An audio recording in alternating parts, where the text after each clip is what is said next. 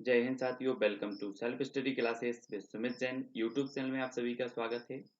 दोस्तों, हिंदी साहित्य में हमारी 1000 टेस्ट प्रश्नों की जो सीरीज चल रही है, उसी में हमारा ये अगला वीडियो है।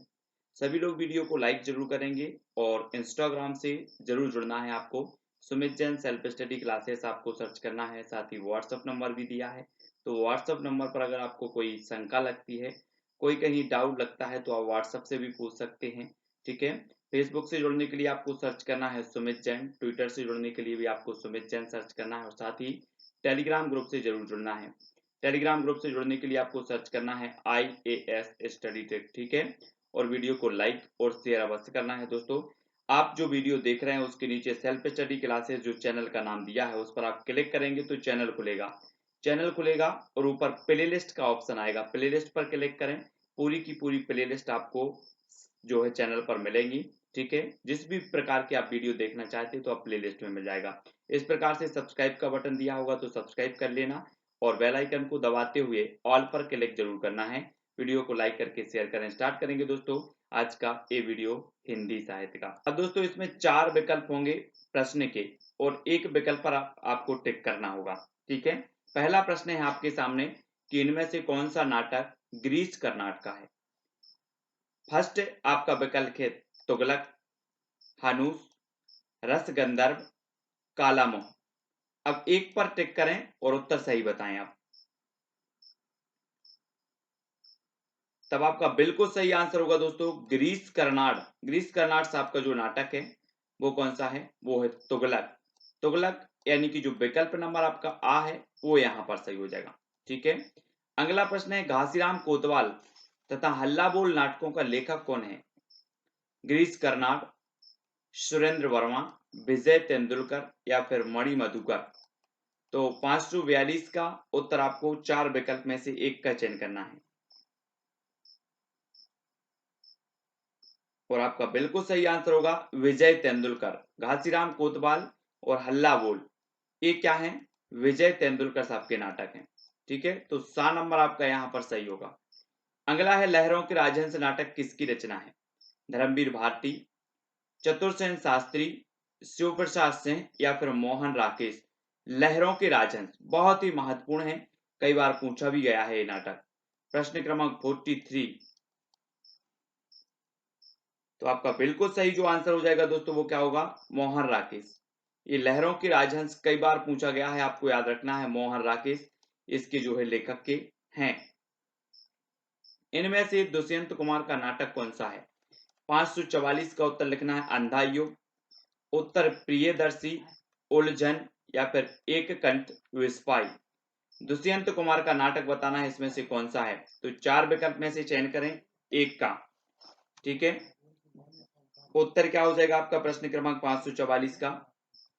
दुष्यंत कुमार जी का जो नाटक है दोस्तों वो है एक कंठ विस्पाई, यानी कि जो विकल्प नंबर आपका डी है वो डी नंबर सही हो जाएगा। ठीक है, कंठ विस्पाई। इनमें से कौन सा नाटक हबीब तनवीर का नहीं है। हबीब तनवीर जी का नाम आपने सुना होगा, इनका कौन सा नाटक नहीं है। आगरा बाजार, मिट्टी की गाड़ी, चरणदास चोर या फिर हल्ला बोल। 545 का उत्तर लिखना है हमें। तो आपका बिल्कुल सही आंसर हो जाएगा क्या, विकल्प नंबर डी यानी कि हल्ला बोल। D number A Habib Tanvir जी का नहीं है। ठीक है। अगला है दोस्तों सूर्य की अंतिम कर्ण से सूर्य की पहली कर्ण तक नाटक किसका लिखा है। किसने लिखा है, गिरीश कर्नाड ने, सुरेंद्र वर्मा, भीष्म साहनी या फिर विजय तेंदुलकर ने। सूर्य की अंतिम कर्ण से सूर्य की पहली कर्ण तक ये नाटक है और ये नाटक किसने लिखा है। प्रश्न क्रमांक 546 का जो आपका राइट आंसर होगा वो हो जाएगा दोस्तों क्या, सुरेंद्र वर्मा। ठीक है, वी नंबर। अगला देख लो, इन नाटककारों में कवि रूप में भी प्रसिद्ध रचनाकार कौन है। मन्नू भंडारी हैं, धर्मवीर भारती, शिव प्रसाद सिंह या फिर सेठ गोविंद दास। नाटककारों में कवि रूप में भी प्रसिद्ध रचनाकार कौन है। प्रश्न क्रमांक 547। तो उत्तर आपका बिल्कुल सही क्या होगा, धर्मवीर भारती, यानी कि जो विकल्प नंबर आपका वी है, वी नंबर, वो यहां पर राइट आंसर होगा। स्नेह या स्वर्ग नाटक किसकी रचना है। मोहन राकेश की, सुमित्रानंदन पंत की, सेठ गोविंदास या जगदीश चंद्र माथुर, स्नेह या स्वर्ग, इस नाटक के रचनाकार कौन है? प्रश्न क्रमांक 548। तब आपका बिल्कुल सही और राइट आंसर होगा सेठ गोविंदास, यानी कि जो विकल्प नंबर आपका सा है, सेठ गोविंदास आपका सही हो जाएगा। उपेंद्रनाथ अस्क के किस नाटक में समझौतावादी और विद्रोहिणी नारी का चित्रण किया गया है? उपेंद्रनाथ अस्क के किस नाटक में आपको बताना है समझौतावादी और विद्रोहिणी नारी का चित्रण किया गया है? प्रश्न क्रमांक 549। कैद, उड़ान, अलग अलग रास्ते या फिर पैतरे? तो आपका बिल्कुल सही आंसर होगा दोस्तों अलग अलग रास्ते। अलग अलग रास्ते उपेंद्रनाथ अस्क के ये नाटक है और इसमें समझौतावादी और विद्रोहिणी नारी का जो है चित्रण किया गया है। किसमें? अलग अलग रास्ते। अगला क्वेश्चन देख लेते हैं दोस्तों। अगला जो अपना क्वेश्चन है कि इनमें से भारतेंदु हरिश्चंद्र का कौन सा निबंध है? निबंध बताना है आपको। राजा भोज का सपना, अद्भुत अपूर्व स्वप्न, यमपुर की यात्रा या फिर एक अनोखा स्वप्न? भारतेंदु हरिश्चंद्र जी का निबंध कौन सा है? प्रश्न क्रमांक 550। और आपका बिल्कुल सही आंसर क्या होगा? अद्भुत अपूर्व सपना। ये किसका है? अद्भुत अपूर्व स्वप्न, भारतेंदु हरिश्चंद्र जी का। ठीक है, वी नंबर। अगला है दोस्तों, भारतेंदु हरिश्चंद्र के नाटकों की सबसे महत्वपूर्ण विशेषता कौन सी है? आत्म व्यंजकता, व्यंग, राष्ट्रीय सांस्कृतिक जागरण या फिर नवीन शैली? हरिश्चंद्र जी की बताना है आपको। और आपका बिल्कुल सही आंसर होगा राष्ट्रीय सांस्कृतिक जागरण, यानी कि जो विकल्प नंबर आपका सी है वो यहां पर सही होगा। भारतेंदु हरिश्चंद्र के नाटकों की सबसे महत्वपूर्ण जो विशेषता मानी जाती है वो मानी जाती है राष्ट्रीय सांस्कृतिक जागरण, सी नंबर। किस आलोचक ने बालकृष्ण भट्ट और प्रताप नारायण मिश्र को हिंदी का स्टील और एडिसन कहा है? तो किस आलोचक ने कहा है? हजारी प्रसाद द्विवेदी ने, रामचंद्र शुक्ल ने, धीरेन्द्र वर्मा ने या फिर रामकुमार वर्मा ने? तो किस आलोचक ने बालकृष्ण भट्ट और प्रताप नारायण मिश्र को हिंदी का स्टील और एडिसन कहा है? महत्वपूर्ण प्रश्न है, प्रश्न क्रमांक 552। तो आपका बिल्कुल सही आंसर क्या होगा? रामचंद्र शुक्ल, यानी कि जो विकल्प नंबर वी है वो यहां पर सही होगा। बालकृष्ण भट्ट को स्टील और प्रताप नारायण मिश्र को एडिसन, ठीक है, हिंदी का एडिसन, हिंदी का स्टील। रामचंद्र शुक्ल जी ने कहा। धोखा, बात और भौं निबंधों की रचना किसने की है? धोखा, बात और भौं निबंधों की रचना किसने की है? बालकृष्ण भट्ट ने, रामचंद्र शुक्ल ने, प्रताप नारायण मिश्र ने या फिर बाल मुकुंद गुप्त ने? प्रश्न क्रमांक 553 का उत्तर बताना है।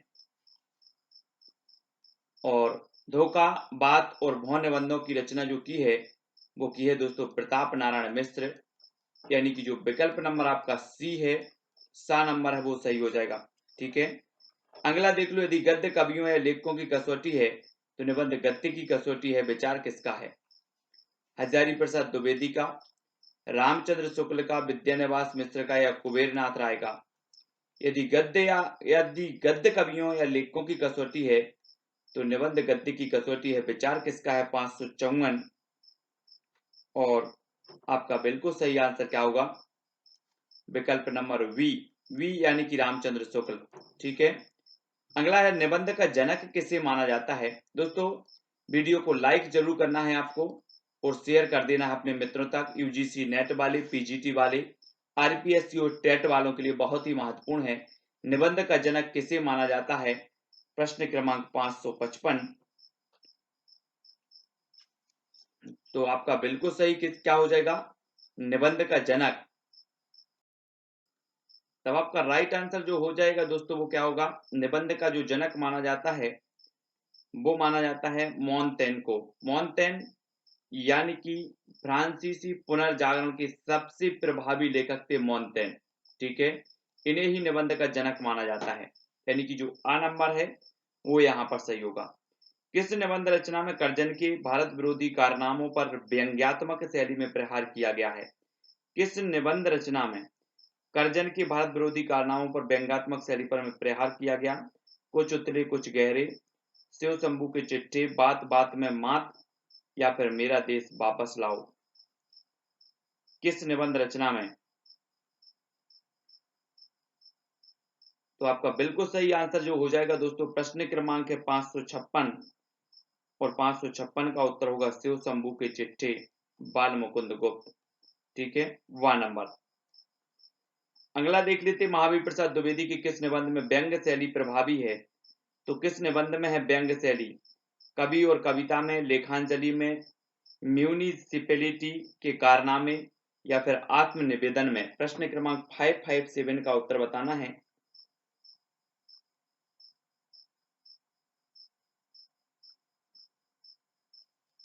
तब आपका बिल्कुल सही आंसर होगा दोस्तों म्यूनिसिपैलिटी के कारनामे, यानी कि जो विकल्प नंबर आपका सी है वो सही हो जाएगा। आचार्य रामचंद्र शुक्ल का निबंध संकलन चिंतामणि नाम से कितने भागों में प्रकाशित हुआ? आचार्य शुक्ल का बताना है 2, 3, 4 या फिर 5। तो कितने भागों में प्रकाशित हुआ? आपका जो उत्तर हो जाएगा दोस्तों 58 का, वो क्या हो जाएगा? बा, यानी कि 3। ठीक है, वी नंबर आपका यहां पर सही होगा। चिंतामणि नाम से कितने भागों में प्रकाशित हुआ? तो 3 भागों में। अगला क्वेश्चन है, नाखून क्यों बढ़ते हैं निबंध किसकी रचना है? नाखून क्यों बढ़ते हैं निबंध किसकी रचना है? प्रताप नारायण मिश्र की, बालकृष्ण भट्ट, सरदार पूर्ण सिंह या फिर हजारी प्रसाद द्विवेदी की? नाखून क्यों बढ़ते हैं निबंध किसकी रचना है? तो आपका बिल्कुल सही आंसर होगा, क्या हो जाएगा दोस्तों 59 का। सभी लोगों ने उत्तर बताया है, नाखून क्यों बढ़ते हैं, हजारी प्रसाद द्विवेदी। ठीक है, डी नंबर। अगला है दोस्तों, इनमें से कौन सा निबंध पंडित विद्यानिवास मिश्र का नहीं है? प्रश्न क्रमांक 560। नहीं है बताना है, तो कौन सा नहीं है? अग्निरथ, चितवन की छां, तुम चंदन हम पानी या फिर आम फिर बोरा गए?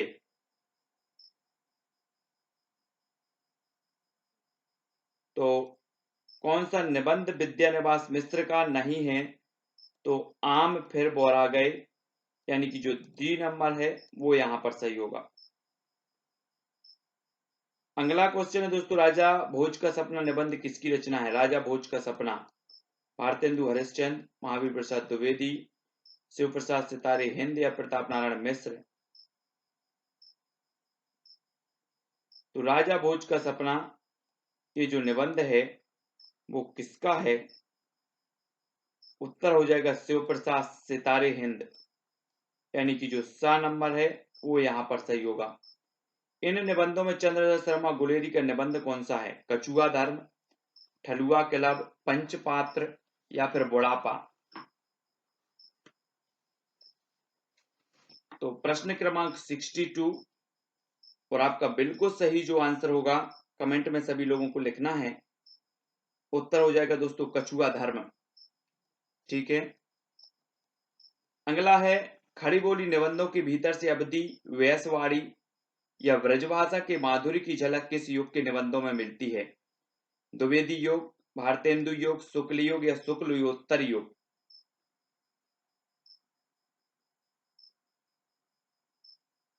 तो आपका बिल्कुल सही आंसर होगा भारतेंदु, बी नंबर। ठीक है, व्यासवाड़ी या ब्रजभाषा के माधुर्य की झलक किस युग के निबंधों में मिलती है? तो भारतेंदु युग के। रामचंद्र शुक्ल के उत्साह, करुणा, घृणा और लज्जा शीर्षक निबंध किस श्रेणी में आते हैं? मनोविकार संबंधी, विचारात्मक, साहित्यिक समीक्षा संबंधी या साहित्य सिद्धांत संबंधी? तो आपका बिल्कुल सही आंसर होगा ए, यानी कि मनोविकार संबंधी। आ नंबर आपका बिल्कुल सही होगा। अशोक के फूल निबंध संग्रह किसका है? 565 का उत्तर बताना, हजारी प्रसाद द्विवेदी का, महावीर प्रसाद द्विवेदी, विद्यानिवास मिश्र या राम वृक्ष बेनीपुरी का? तो अशोक के फूल एक किसका है? हजारी प्रसाद द्विवेदी। व्यक्ति व्यंजक निबंधकार के रूप में किसे प्रसिद्धि मिली है? अज्ञेय को, बेड़व बनारसी, सरदार पूर्ण सिंह या विद्यानिवास मिश्र को? तो व्यक्ति व्यंजक निबंधकार के रूप में किसे प्रसिद्धि मिली है? वो मिली है विद्यानिवास मिश्र, यानी जो विकल्प नंबर आपका डी है वो सही हो जाएगा, डी नंबर। आत्मनेपद निबंध संग्रह किसका है? पद्मलाल पुन्नालाल बख्शी, प्रभाकर माचवे, मुक्तिबोध या अज्ञे?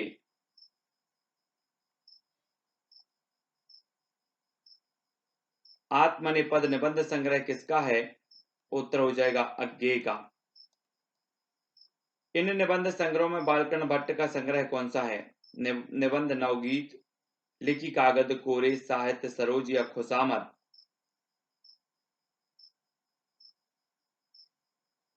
तो उत्तर होगा साहित्य सरोज, सी नंबर। बैर क्रोध का आचार्य या मुरब्बा है कथन किस निबंधकार के निबंध से उद्धृत है? प्रताप नारायण मिश्र, बाल मुकुंद गुप्त, बाबू गुलाब राय या रामचंद्र शुक्ल? तब आपका बिल्कुल सही आंसर होगा रामचंद्र शुक्ल, डी नंबर। इनमें से कौन सा निबंध रामधारी सिंह दिनकर का नहीं है?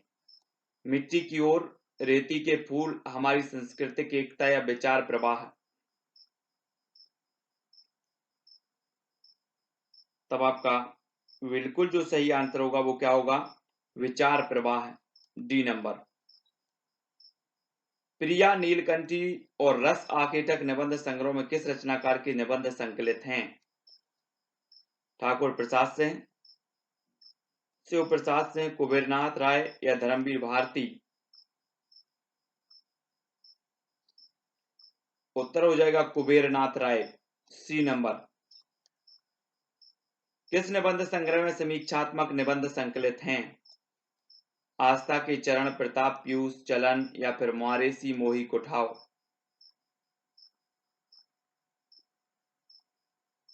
उत्तर होगा आस्था के चरण, यानी कि जो विकल्प नंबर आपका आ है वो यहां पर सही होगा। गेहूं और गुलाब निबंध किस लेखक का है? 573 का आंसर बताना है। राम वृक्ष बैनीपुरी, जैनेन्द्र कुमार, रामधारी सिंह दिनकर, उपेन्द्रनाथ तस्क? गेहूं और गुलाब ये जो निबंध है वो किसका है? राम वृक्ष बैनीपुरी, ठीक है। इनमें से कौन सी रचना निबंध की श्रेणी में आती है? तीसरा आदमी, ना आने वाला कल, मजदूरी और प्रेम, पृथ्वीराज की आंखें? तो कौन सी रचना है जो निबंध की श्रेणी में आती है? तो आपका बिल्कुल सही आंसर होगा मजदूरी और प्रेम, सा नंबर। दूसरी परंपरा की खोज पुस्तक का लेखक कौन है?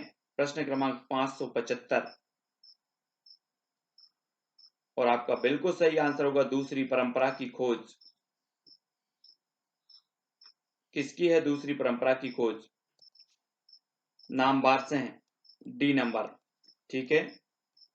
रामविलास शर्मा की आलोचनात्मक कृति निराला की साहित्य साधना कितने भागों में प्रकाशित है? प्रश्न क्रमांक 576।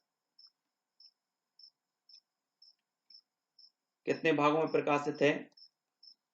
उत्तर हो जाएगा 3 भागों में, ठीक है। बद्रीनाथ चौधरी प्रेमघन ने किस पुस्तक के अनुवाद की आलोचना की है? संयुक्ता, स्वयंवर, नीलदेवी, परीक्षा गुरु, एकांतवासी योगी? तो आपका बिल्कुल सही आंसर क्या हो जाएगा? संयोगिता स्वयंवर, यानी कि जो आ नंबर है वो यहां पर सही होगा, ठीक है। अगला क्वेश्चन है, चंद्र शर्मा गुलेरी ने आलोचना पर आधारित कौन सा पत्र जयपुर से निकाला? तो कौन सा निकाला? समालोचक, आलोचना, समकालीन साहित्य या फिर आनंद कादम्बिनी?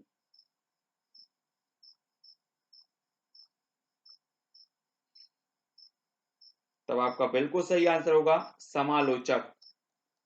किसने निकाला? चंद्र शर्मा गुलेरी ने, जयपुर से। अगला क्वेश्चन है, कविता क्या है शीर्षक निबंध किसका है? महादेवी वर्मा, निराला, अज्ञे या रामचंद्र शुक्ल?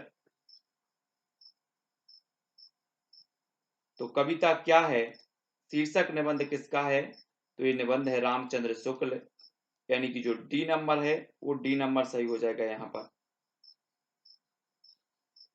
इन आलोचकों में से किसने कबीर पर आलोचनात्मक पुस्तक लिखी है? तो किसने लिखी है? रामविलास शर्मा ने, मुक्तिबोध, हजारी प्रसाद द्विवेदी या रामचंद्र शुक्ल ने?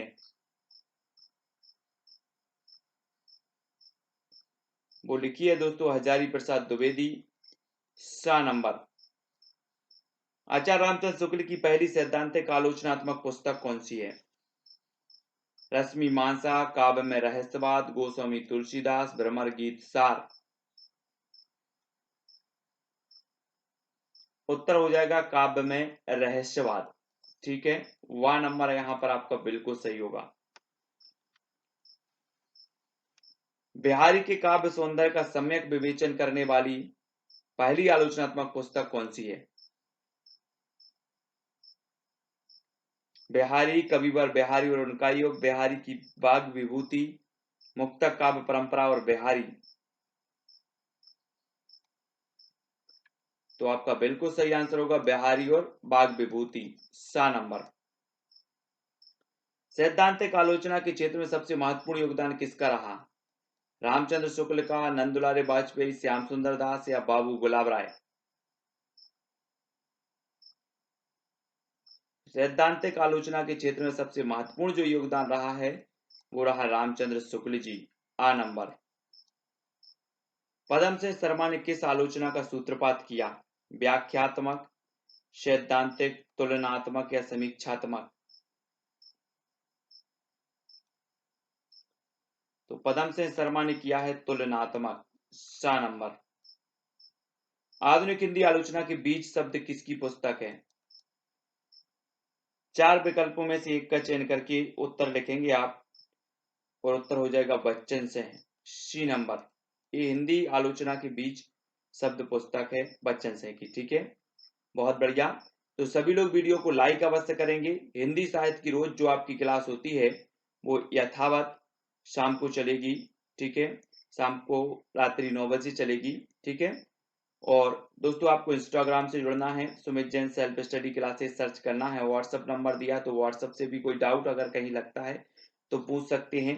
फेसबुक से जुड़ने के लिए सुमित जैन, ट्विटर से जुड़ने के लिए सुमित जैन और IAS स्टडी ट्रिक आपको टेलीग्राम ग्रुप से भी जुड़ना है।